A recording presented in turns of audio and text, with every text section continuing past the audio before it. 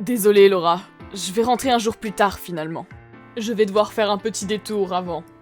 Sérieusement? Ton voyage d'affaires a encore été prolongé? C'est incroyable, cette compagnie abuse.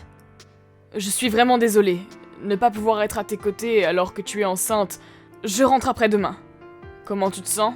Pas de nausée matinale? D'œdème? Pas du tout. Je n'ai plus de nausée depuis mon 5e mois.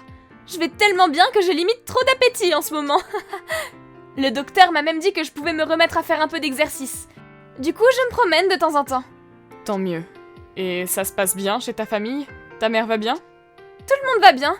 Ils sont super excités à propos de leur futur petit enfant. J'ai l'impression que ça leur donne 5 fois plus d'énergie. Je ne suis qu'à mon 5e mois.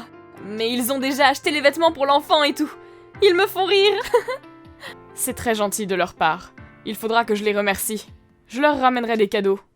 Te fatigue pas, ça leur fait plaisir. Ils sont contents que je sois rentrée plus tôt en plus. Des petites friandises suffiront amplement. Ça marche. En tout cas, Laura, prends bien soin de toi et de ta santé. Oui, oui, ne t'inquiète pas. Reviens vite, Simon. Oui, bien sûr. Au fait, Laura, où es-tu exactement? Dehors? Hein? Pourquoi? Je suis chez mes parents. Quelle coïncidence! J'y suis aussi. Hein? Attends, je ne comprends pas. Qu'est-ce qu'il y a de compliqué à comprendre? Je suis chez tes parents en ce moment même. Je suis avec eux d'ailleurs. Quoi? Mais attends! Et ton histoire de voyage prolongé? Tu ne devais pas rentrer après-demain? Tu m'as menti? Non, je n'ai jamais dit que mon voyage était prolongé. Je vais rentrer à la maison un jour plus tard, comme je l'avais dit, vu que je dors chez tes parents ce soir. Du coup, où es-tu? Tu n'as pas l'air d'être là en tout cas. Bah là, je suis allée faire des courses. On a dû se rater de peu, je rentre tout de suite. Tu vas vraiment pouvoir rentrer si vite? Tu es dans un gîte de montagne dans le département d'à côté, non? Oh mon Dieu, comment tu le sais? À ton avis? Je sais tout, hein? Je sais que tu me trompes, Laura. Mais... Je sais que tu es avec ton ex de la fac. Et que ça fait quelques mois que ça dure.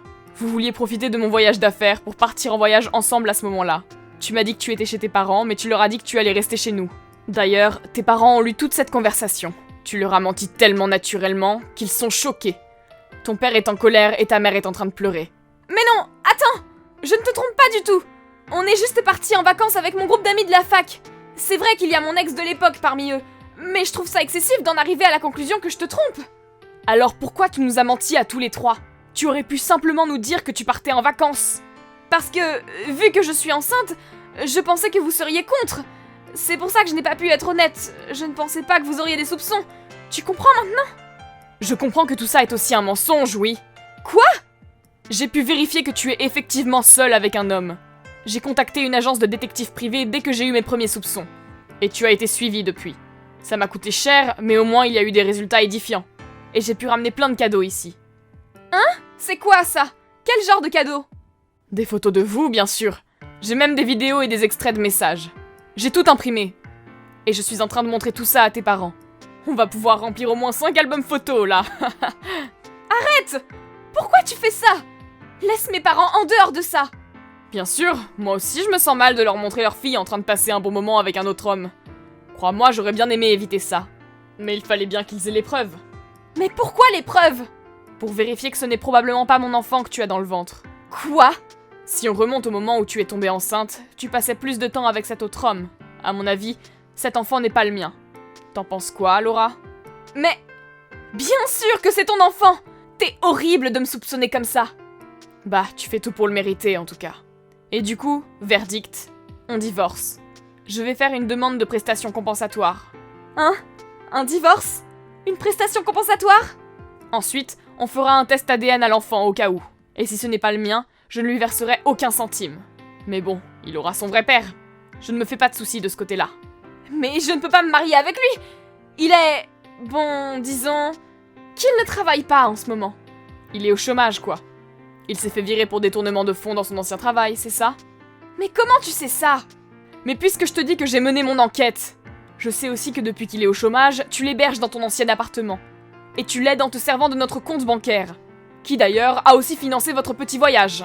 Je sais tout, je te dis. Le divorce est inévitable. Attends, je suis désolée! C'était une simple pulsion! Au début, je voulais juste l'aider parce qu'il était dans le pétrin. Je n'avais aucune intention de te tromper. Pardonne-moi, s'il te plaît. Je ne peux pas le marier. Et je ne veux pas être une mère célibataire. Je ne peux même plus aller chez mes parents maintenant. Donne-moi une chance, s'il te plaît. Je ferai n'importe quoi. Une chance? Tu es marrante, toi. Je t'ai donné plein d'occasions d'avouer la vérité jusqu'à présent. Et tu n'as fait que mentir. Et de donner des excuses. C'est bon, ça m'a saoulé. Après le divorce, quoi qu'il advienne pour toi, ce ne sera pas mon problème. Je n'ai aucune intention de m'occuper d'un enfant qui n'est pas le mien. Et je veux que tu me rendes tout ce que tu as dépensé pour ou avec ton mec. Mais, s'il te plaît, juste une dernière chance. Je veux repartir de zéro avec toi.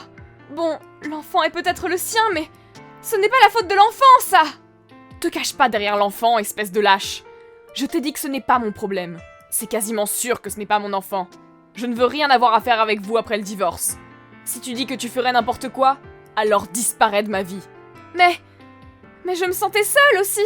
Depuis que je suis devenue femme au foyer, j'ai perdu la plupart de mes anciens amis. Tu étais tout le temps en voyage d'affaires et tu ne me donnais pas beaucoup d'attention.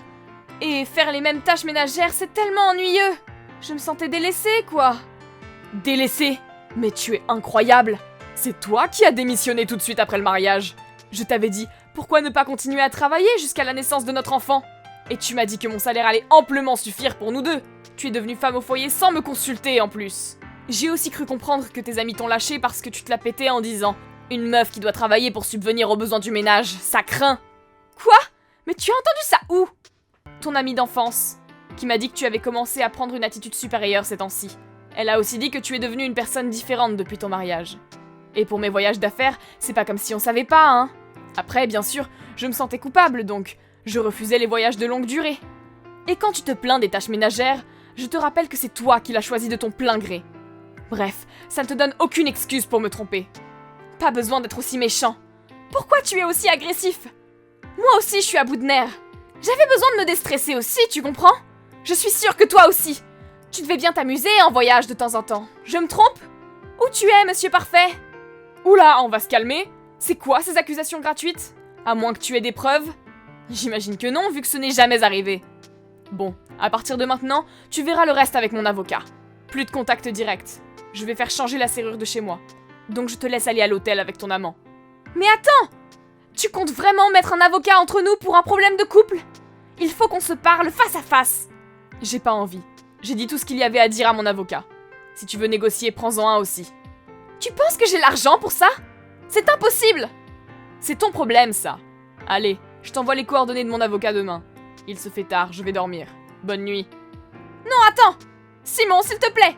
Simon! Par la suite, je leur ai pris tout ce que je pouvais en prestations compensatoires. Et j'ai divorcé de Laura sans jamais la revoir. On a fait un test ADN à l'enfant, qui n'était effectivement pas le mien. Laura s'est séparée de son amant à cause de disputes à propos d'argent. Et apparemment disparu après avoir laissé son enfant chez ses parents. L'enfant a du coup été adopté par le grand frère de Laura. Merci d'avoir regardé cette vidéo. N'oubliez pas de liker et de vous abonner à notre chaîne, en espérant vous revoir dans les prochaines vidéos.